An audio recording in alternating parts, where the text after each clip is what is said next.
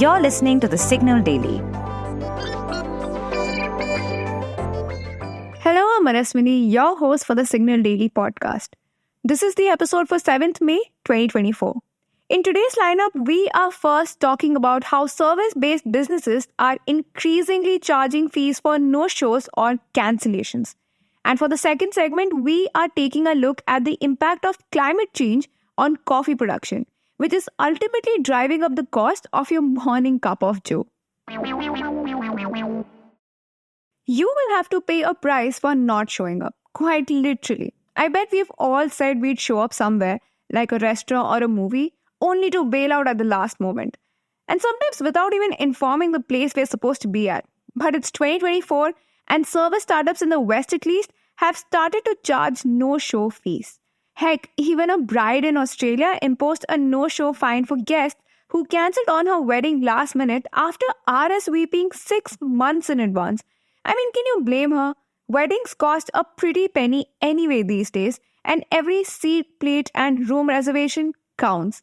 But anyway, point being, this trend of charging no-show or cancellation fees used to be mainly associated with restaurants or doctors' offices. But as reported by the Wall Street Journal, it's now expanding to other industries such as salons, barbershops, fitness, and even online tutoring platforms. For example, last year there was a notable uptick in the adoption of cancellation fees among beauty professionals. According to the journal, the number skyrocketed to 16% compared to just 5% in 2023. Cosmetologist on StyleSeat, an online platform that connects stylists and makeup artists directly with clients, can choose from flexible, moderate, or strict cancellation policies to determine the amount to charge for last-minute cancellations, which can even go up to full service fee in some cases. Similarly, Wisent, a tutoring platform, prompts users to set their cancellation rules during the sign-up itself. Now, do these companies really need to charge for no-shows? Well, yeah, because think about it. Missed appointments mean they are losing out on money, especially for businesses that are service-based. But you know what? Let me just contextualize this with some numbers. For example, according to Sign-In Solutions, a global provider for visitor management solutions, businesses earning over $120,000 annually may lose more than $26,000 each year due to missed appointments. Now that's a big chunk, almost over a quarter of their total revenue. And get this, according to the US's NCBI, or the National Center of Biotechnology Information Report, 67,000 no-shows could cost the healthcare system around $7 million. And as per Barclaycard Payments, a UK payments provider, a growing number of diners in Britain are flaking out on restaurant reservations by either cancelling out at the last minute or just ghosting altogether. And because of this behavior, nearly a fifth, which is about 18%, of restaurant, pub, and bar owners are seriously considering calling it quits. And last-minute no-shows are also further straining an industry already dealing with issues like inflation, sky-high electricity bills, and staffing shortages. And the trend we are seeing right now actually started back in 2020, right when the pandemic hit. According to the journal, when the economy takes a hit, businesses tend to tighten up their cancellation policies. So that's why a lot of companies jacked up their fees and made it harder to reschedule during the pandemic. Now, we don't have any recent updates from India about whether it is adopting similar policies, but I'd say we Indians could definitely use this kind of policy. Because let's be honest here, how often do folks actually show up on time in this country? But what do you think? Is it fair to charge a late or no-show fee? Mail us your answers on hello@thesignal.co. For our second segment, we are going to bring you deep dives on stories from the world of technology, business, policy, and anything that leaves you with food for thought. What's in a cup of coffee? Well, everything. Because if you're a coffee addict like me, you need 1 cup of joe to start your day and then a couple more to keep you going. But perhaps I got to cut down on my daily intake because coffee is getting more and more expensive. According to International Coffee Organization, or the ICO, prices of Robusta coffee have reached a 45-year high thanks to a supply crunch and high demand. And this coffee crisis has been brewing for a while now. We've talked about it in one of our previous episodes from last year, so do check it out.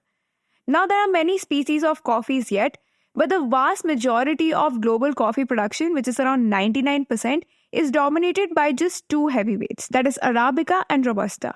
Even the most adventurous coffee drinkers tend to stick to these tried and true options.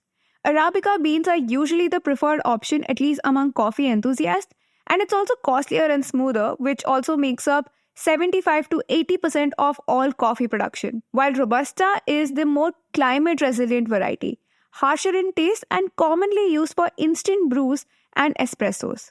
Now, this variety makes up for about 25% of the world's coffee production. But climate change is messing with this coffee production. If you look at Robusta, Vietnam is the world's largest producer in this variety. And it is also believed that coffee had arrived in Vietnam around the 1800s with the French colonial rule, and now this country is only second to Brazil in overall coffee production. But the effects of El Nino, which is too much heat, and prolonged drought-like conditions are impacting harvests. This situation is quite similar in Indonesia too. Interestingly though, this became an opportunity for Indian coffee growers to fill the supply gap. As an article on the Core points out, although yields in India are also getting affected by climate change, as the value of Robusta exports skyrocketed, countries like Malaysia and the UAE took in more Indian shipments. I'll be linking the story in the show notes, do check it out. Futures prices of the other variety, which is Arabica coffee, hit the highest since late 2022, triggered by speculation about Robusta crops. It's like a ripple effect. Arabica is particularly vulnerable to changes in temperature and humidity, and Ethiopia, Guatemala, Colombia, and Brazil grow some of the best beans, but unfortunately, we haven't been able to produce enough to meet the growing demand in the past few years. In fact, according to experts, if global temperatures increase by just 2 degrees, a quarter of the world's Arabica supply will be wiped out. And if it gets hotter by 2.5 degrees, a staggering 75% of the supply will be impacted. The recent surge in Arabica coffee prices, fueled by supply limitations and speculative activity, reflects a larger pattern of escalating commodity prices shaped by the impacts of climate change and uncertain crop yields. For example, cocoa prices recently crossed an unheard of $10,000 per metric ton. So what does that mean for your daily dose of lattes and mochas? Well, as Fairtrade, a non-profit organization dedicated to improving work and trade conditions for farmers worldwide, estimates by 2050, almost half of the world's land where we grow coffee could become useless thanks to floods, droughts, and high temperatures, mostly due to more carbon emissions. Experts are worried that this climate change might wipe out the main coffee types and put a whopping 60% of the world's 124 wild coffee varieties at risk. But some coffee producers are hoping that the Liberica variety will be their saving grace, although its taste can be quite unpleasant, and that's why experts are turning their attention to a specific type of Liberica called Excelsa in the hope of improving its taste. If you like listening to The Signal Daily, please show us some support. Rate us and review us on Apple Podcasts and Spotify. We'd love to hear what you have to say about this podcast. So feel free to shoot an email at hello@thesignal.co. The episode was researched, written and produced by Shorbari and me, Manaswini. Edited by Dinesh Narayanan, mastered and mixed by Yash Hirve. You can catch this podcast every morning on Spotify, Apple, Amazon Prime Music, Google Podcasts, or wherever you listen to your podcasts. We are thesignal.co on Instagram, LinkedIn, and Twitter.